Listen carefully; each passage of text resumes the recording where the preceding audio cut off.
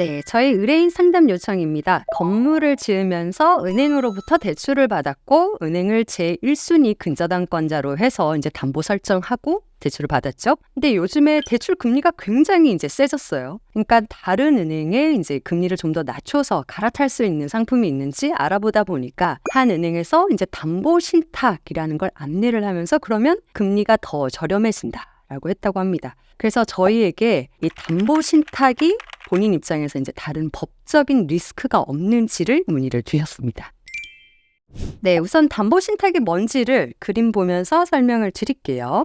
이 신탁을 맡기는 사람을 위탁자, 받는 사람을 수탁자, 그러니까 수탁자가 이제 신탁회사가 되는 거고요. 신탁회사가 은행을 수익자로 지정을 하고 은행이 위탁자에게 대출을 해줍니다. 은행을 수익자로 정했다라는 말은 만약에 위탁자가 이자를 갚지 않거나 이런 문제가 생겼을 때 이 부동산을 환가해서 가장 먼저 수익을 볼 수 있게 해준다, 보장해준다 이런 개념이죠. 그래서 이런 담보 신탁이 요즘에 은행들이 이제 대출금도 더 많이 해주고 이제 금리 인하도 더 해주는 프로모션을 제공을 하고 있습니다. 자, 근데 담보 신탁을 검색해 보면요, 최근 빌라 사기 기사가 같이 많이 뜨고 있어요. 보면 빌라왕들이 건물 짓고 할 때 담보 신탁의 대출금이 더 많이 나오다 보니까 담보 신탁된 부동산을 이후에 이제 임대차를 했는데 이 임차인들이 보증금을 찾지 못했다, 이런 문제로 지금 검색이 되고 있어요. 그런데요, 문제가 되는 경우들은 다 이 위탁자가 신탁회사의 동의 없이 임대차를 체결한 경우입니다.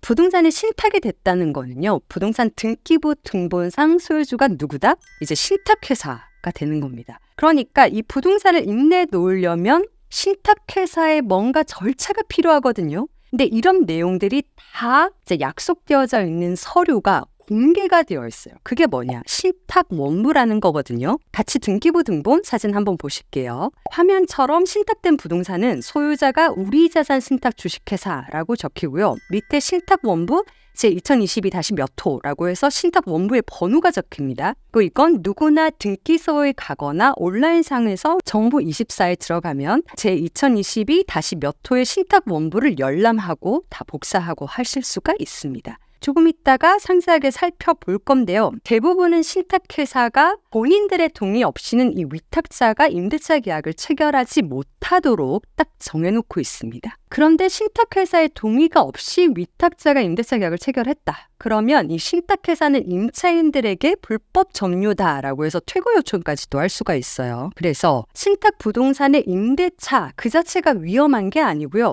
위탁자가 이 신탁회사의 동의 없이 하는 이 임대차 계약이 위험한 겁니다. 자, 그러면 신탁회사로부터 임대차 동의를 받은 경우에는 임차인이 어떻게 되느냐 한번 보시면요. 만약에 은행 대출 이자가 이제 연체됐을 때요, 은행이 근저당권을 설정했던 우리가 아는 이제 그런 케이스에서는 경매로 진행이 될 거고요. 근데 이제 신탁 같은 경우에는 은행이 신탁회사에 요청을 하면 신탁회사가 공매를 넣게 됩니다. 그러면 캠코라고 부르는 한국자산관리공사가 이 절차를 진행을 하거든요. 자, 만약에 근저당 또는 신탁 등기보다도 임대차의 대항력이 먼저 발생했다. 그럼 걱정할 게 없어요. 이분이 1순위로서 대항력을 행사하거나 우선 변제권을 행사하시면 됩니다. 자, 근데 근저당 되고 이후에 들어온 거, 신탁 등기되고 이후에 이제 대항력을 갖춘 임차인들의 경우는요, 은행이 근저당을 설정한 경우에는 은행이 먼저 찾아가고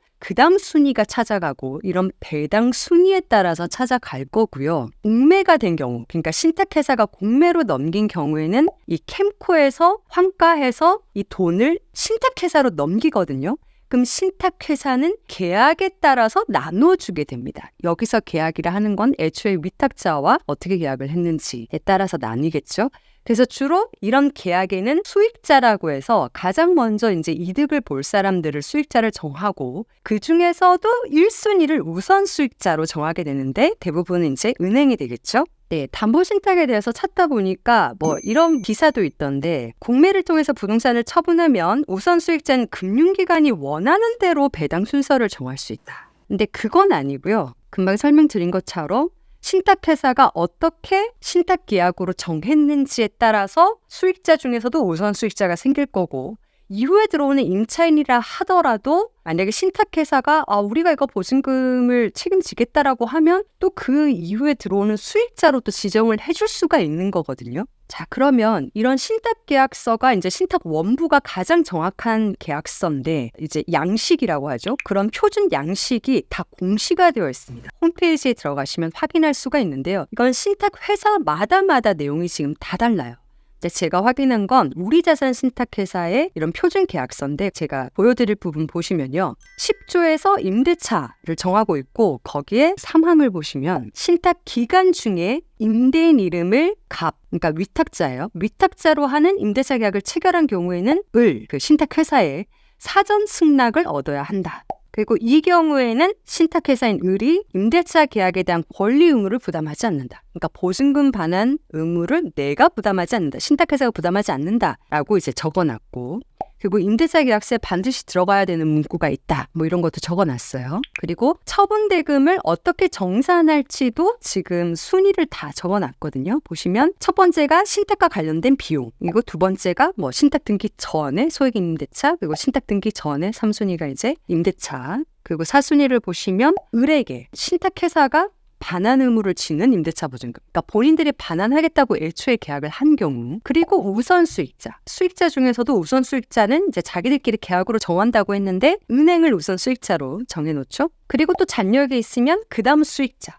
그러면 이후에 들어오는 임차인이라 하더라도 이렇게 수익자로 지정을 해서 나중에 돈을 찾아갈 수 있도록 보장해주는 방법이 충분히 가능합니다. 더 이상 수익자가 없으면 애초에 위탁자에게 돈을 돌려준다. 이렇게 되어 있거든요.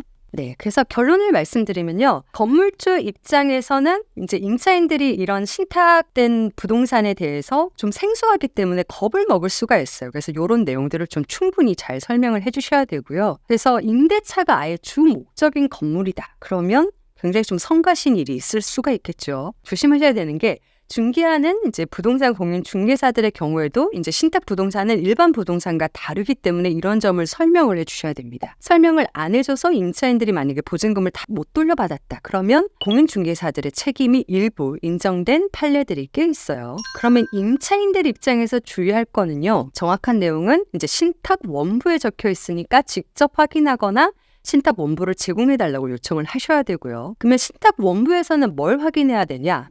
신탁회사의 동의가 필요한지, 그러니까 임대차를 위해서는 동의가 필요한지 확인하시고 나보다 먼저 찾아가는 은행의 우선 수익 금액이 얼마인지를 확인하셔야겠죠. 그래서 뭐 시세가 10억인데 우선 수익 금액이 7억이다. 그러면 3억 정도의 틈이 있으니까 그 범위 내에서 내가 임대차 보증금을 설정하면 되겠다. 이렇게 계산을 해보시면 될 겁니다. 세 번째는 확실하게는 신탁회사에 한 번 더 전화로 문의를 하셔가지고 이러이러한 내용이 맞는지 한번 팩트 체크를 하시면 됩니다. 마지막으로 건축주 입장에서는 이제 위탁자 입장에서는 단순히 금리만 비교해서 될 게 아니고요.